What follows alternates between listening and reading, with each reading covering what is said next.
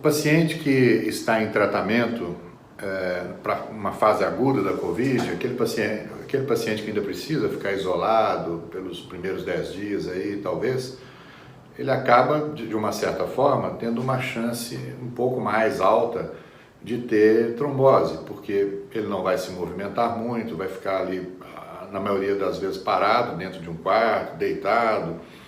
E se ele já tem alguma predisposição à trombose, seja varizes mais intensas, ou no caso das mulheres que usam o anticoncepcional, né, o contraceptivo oral, os tabagistas, os que já tiveram episódios prévios de trombose, esses pacientes precisam ser analisados e encarados de uma forma mais assim significativa na intenção de prevenção da trombose. O que eu quero dizer é que esse paciente deveria usar, por exemplo, meia compressiva, fazer movimentos com as pernas, não ficar só deitado, até às vezes ginástica corporal, para quem está lá só no quarto, isolado, agachamento funciona muito bem e em alguns casos até medicamento também.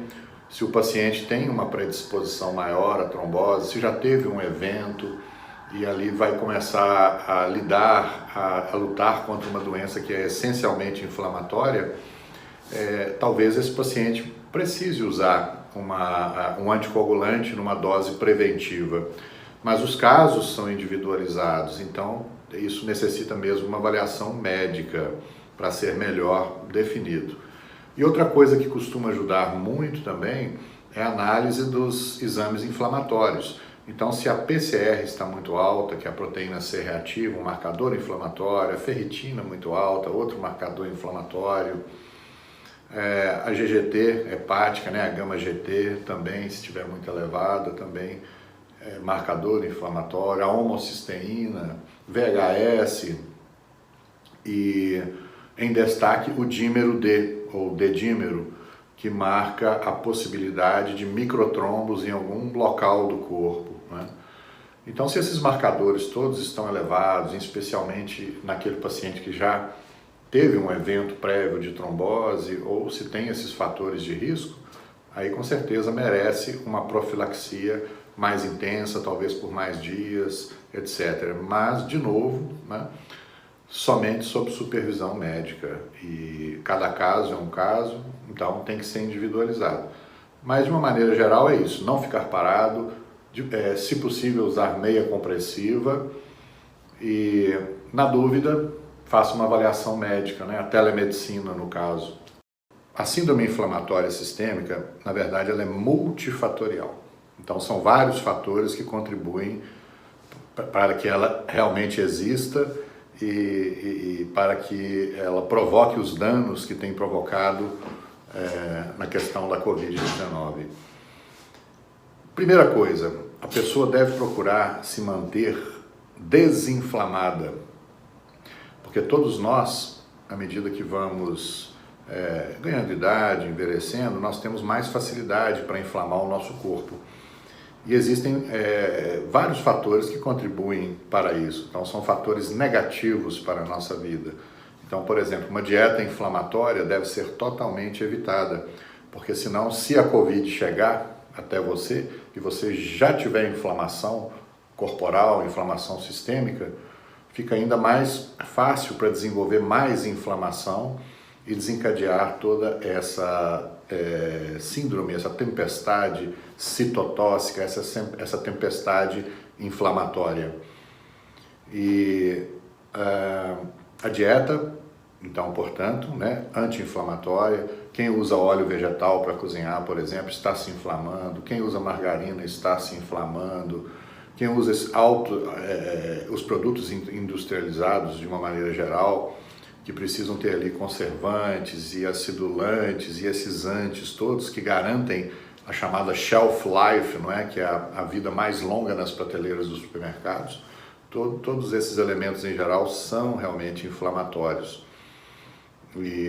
Então é preciso considerar isso, se desinflamar antes e apoiar o nosso sistema anti-inflamatório natural e antioxidante natural.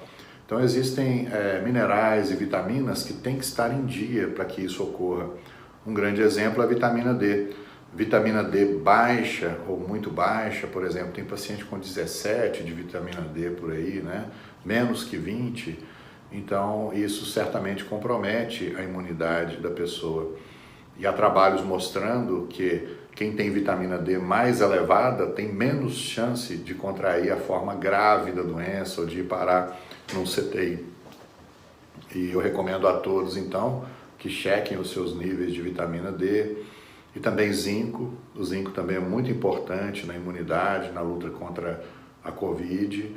E as vitaminas, de uma maneira geral, como a vitamina C, por exemplo, que é muito importante, ajuda todo o nosso sistema imune, anti-inflamatório, antioxidante. E existem outros também, outros elementos que nós podemos usar, mas, mais uma vez e de novo, com indicação, orientação médica. O caso da ivermectina, para uns é muito controverso, para outros é líquido e certo, que traz benefícios, e eu estou nessa segunda leva porque eu sou favorável ao uso da ivermectina, eu uso, na minha família todos usam, e mesmo após a vacina, e não só pela propriedade, quer dizer, nesse caso não pela propriedade antiviral da ivermectina, mas pela propriedade anti-inflamatória que ela confere e que é muito significativa. Então, ouça o seu médico de confiança, veja o que ele tem a dizer, mas é isso. O básico é não ficar inflamado o suficiente para que o vírus se venha até você, para que ele não traga uma inflamação ainda maior do que a que você tem. Então, se você conseguir ficar desinflamado o máximo possível, será uma vantagem na luta contra a Covid-19. A Covid longa, ou a síndrome pós-Covid, como queiram, ela mostra um segundo momento dessa doença. Achávamos que era só aquele primeiro momento, né? Talvez os 10 dias, resolvido ali, pronto, vamos para a batalha, fatura liquidada. Mas não. Num grande número de pessoas, talvez até a maioria dos pacientes que tiveram a Covid, esses pacientes vão ter sintomas depois. E esses sintomas, a Covid longa, como o próprio nome já diz, pode durar muito tempo, a média 4 a 6 meses após o diagnóstico inicial. Mas tem pacientes sofrendo com problemas já até há mais de 6 meses e às vezes não liga, não faz um link entre esse problema e a Covid que ele já teve ali há 4 meses atrás. Então, os principais sintomas dos pacientes com Covid, que são as alterações neurológicas, tanto cerebrais como memória, cognição, cefaleia, né, dor de cabeça, enxaquecas, os sintomas periféricos como dores musculares, dores nos nervos, às vezes lembra até uma ciatalgia, né, a dor do ciático atrás da coxa, que vai descendo, aí vai no ortopedista, ele não acha nada ali no eixo da coluna, nenhum problema que explique essa dor, é Covid. A trombose pós-Covid, a dor na panturrilha tem que ser levada em consideração se você já teve Covid lá atrás.